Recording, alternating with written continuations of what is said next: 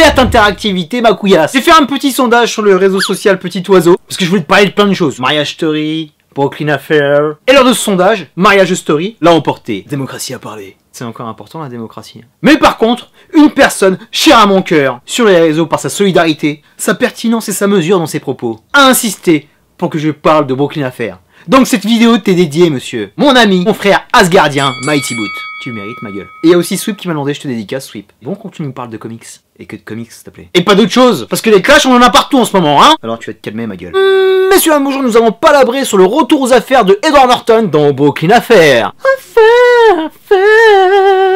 Les années 90, c'était tellement gracieux. Alors oui, très cool ce comeback de Edward Norton, un acteur cher à mon cœur, tellement talentueux, je l'avais laissé complètement empêtré. Will Smith Cinematic Universe. Beauté cachée. Un film comme sans titre qui mérite de se planquer bien loin de nos yeux. Non mais... Et l'a triplement intéressé, parce que polar new-yorkais, avec lui devant et derrière la caméra, et aussi au script, le mec est partout. Et Edward nous a fait un retour au noir, dédicace aux fans de Spidey, un genre que je n'avais pas vu depuis des lustres, mais ici, ce film pue la classe par tous les pores de sa peau. C'était cool. Ce film a trop de qualité, et je vais avoir du mal à toutes te les dire, mais ce qui m'a frappé en pleine tête, c'est la beauté plastique, les production design, les costumes, le rendu de ce New York des années 50, et ultra bluffant en tenant compte du budget du film qui fait 30 millions de dollars. En plus, quand tu vois cette distribution, tu te demandes le mec comment il a fait pour payer ses acteurs. Je pense que les mecs se sont déplacés par amitié envers Edward, parce que je vois pas comment il aurait pu financer tout ça. Hein. Arrêtons de parler oseille. Et grâce à tout cet environnement réussi, on plonge directement dans l'ambiance de cette enquête magnifiquement rythmée, où on va prendre le temps d'explorer New York et ses boroughs de long en large. Elle savait pas être de la tarte, parce que cette enquête va être difficile. Elle va être menée par le personnage d'Edward Norton, qui le pauvre a un syndrome de la Tourette, et bien d'autre tard, parce que le mec est ultra obsessionnel, il a une mémoire qui lui éclate le cerveau, même par rapport à la caractérisation de ce personnage.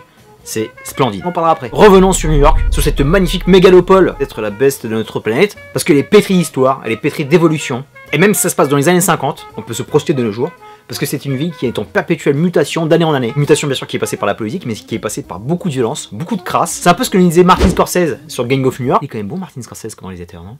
Et là c'est pareil. Edward Norton nous fait quelque part un plaidoyer anti-président états-unien actuel, pour nous montrer une des faces sombres de l'histoire de l'Amérique, qui existe encore de nos jours. Et pas qu'en Amérique, un peu partout, surtout en ce moment. Anyway, bien qu'on associe souvent, parfois à raison, New York comme une ville melting pot, ouverte et libérale, on voit qu'à cette époque, New York était sous le joug d'une dictature qui se planquait. Il y avait énormément de racisme, il y avait aussi l'exclusion des plus pauvres, qui habitaient dans des quartiers malfamés de Brooklyn ou de Harlem. Et dans ce film, on voit le contraste avec des quartiers beaucoup plus luxueux. Et grâce au sens du détail de la réalisation de Edward, qui est très attaché à cette ville de New York, et qui connaît dans les moindres recoins, on l'avait vu dans Au nom d'Anna, une magnifique rom-com du début des années 2000. Là, pour son deuxième film, il y va encore plus, car à travers les yeux de Lionel, pas Richie, on ressent cette ville par sa magnificence, mais aussi par sa violence et sa cruauté. Et on sentait parfaitement cette ville en train de changer, soit au niveau de son architecture, aussi au niveau de ses différents modes de vie. C'est une ville qui a connu le crash. Ici, on est en après-guerre, et les gens veulent rentrer dans la modernité à tout prix, qu'ils sont prêts à tout pour y arriver. Donc entre mafia avec des hommes de main féroces, la chaleur des quartiers d'Harlem, des politiciens au bras long, notre détective, malgré lui handicapé, va avoir fort à faire. Et quand je t'ai parlé de la cadence, obligé de te parler de cette magnifique bande son, avec des accents de jazz, qui sied parfaitement à l'ambiance de l'époque, arrive aussi à nous parler de cette ségrégation entre la population noire et blanche. Autre chose aussi qui est un très bon coup de pied dans la fourmilière, c'est la façon dont nous est dépeint le personnage de Alec Baldwin, qui représente le politicien moderne, agi en coulisses, un peu comme ce qu'on a vu avec Vice, et c'est toujours aussi flippant, parce que tu sais que ce genre de personnage existe dans les plus hautes sphères du pouvoir. Première scène, dans la piscine, dès qu'on le voit, on a compris qu'à l'élection du nouveau maire, tu sais qu'il est 10 fois plus puissant que le maire en place. Et c'est vraiment terrifiant de voir ce genre d'image, parce que tu sais que ça se passe comme ça, à n'importe quel niveau de la politique, même au niveau local. Les élections municipales arrivent bientôt les gars, hein. Encore une super performance d'Alec, qui est peut-être un des meilleurs second couteaux du game aussi, hein. Important de reparler de New York, parce que là tu sens la patte d'un cinéaste qui est amoureux de cette ville. Il y a des scènes qui sont filmées au millimètre, la scène du pont avec le péage, une qui est somptueuse et qui est vraiment fait comme un tableau vivant, c'est quand il rentre dans la gare de Penn Station. Mon pote est dans une cathédrale, les lumières sont vraiment parfaites. C'est une des plus belles scènes que j'ai vues de cette année, parce qu'il te reproduit une ambiance de polar comme ça fait très longtemps qu'on n'en avait pas vu. I love New York, mon pote. New York, I love you.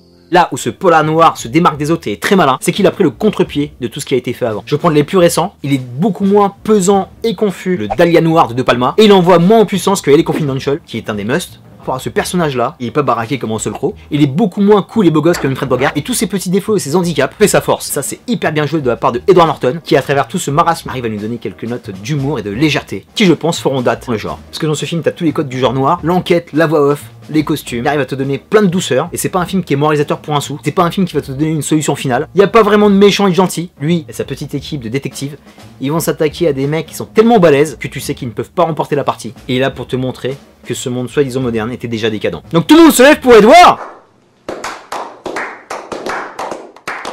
Casting 5 étoiles mon ami. Ladies first, Gugu Mbatha-Raw, somptueuse, magnifique, gracieuse, superbe symbiose avec notre Edward, bravo à elle. Et une que je kiffe toujours voir sur un petit ou un grand écran, Sherry Jones, qui nous montre les femmes fortes de l'époque, deux habitués du genre avec la gueule de l'emploi, pensionnaire d'une des meilleures séries mafieuses, Boardwalk Empire, Bobby Cannavale et Michael K. Williams, de jolies retrouvailles que ce soit entre Bruce Willis et Edward qui étaient à l'affiche de Moonrise Kingdom, toujours dans le Wes Anderson Universe, Grande Budapest avec William Dafoe, qui est vraiment encore une fois époustouflant, et un autre qui me touche énormément, parce que c'est un film qui compte beaucoup à mes yeux, c'est de le revoir aux côtés de Ethan Suplee. Ils avaient partagé tous les deux l'affiche de American History X. Et Edward, que dire de plus, gère parfaitement le syndrome de la tourette, toujours aussi fort dans les dialogues, dans le regard, dans ce rôle de David qui va affronter Goliath, il arrive à mettre dans son jeu des notes de burlesque qu'il maîtrise à 110%. Donc Edward, t'es mon gars sûr, a fait le tour de Brooklyn mon pote. Et nous allons conclure. Un des meilleurs polars de cette année 2019, un film qui dans son enquête arrive à te parler de vivre ensemble, de sectarisme, manigance politique. Il va voir la trajectoire d'une ville avec des politiciens sans scrupules, qui font tout pour créer le bonheur de peu de personnes, pour engendrer le malheur de beaucoup d'autres. Un hommage au grand film noir de l'époque, une mise en scène parfaitement maîtrisée, une enquête difficile mais enivrante. Quand t'as envie de trouver le poteau rose, un exercice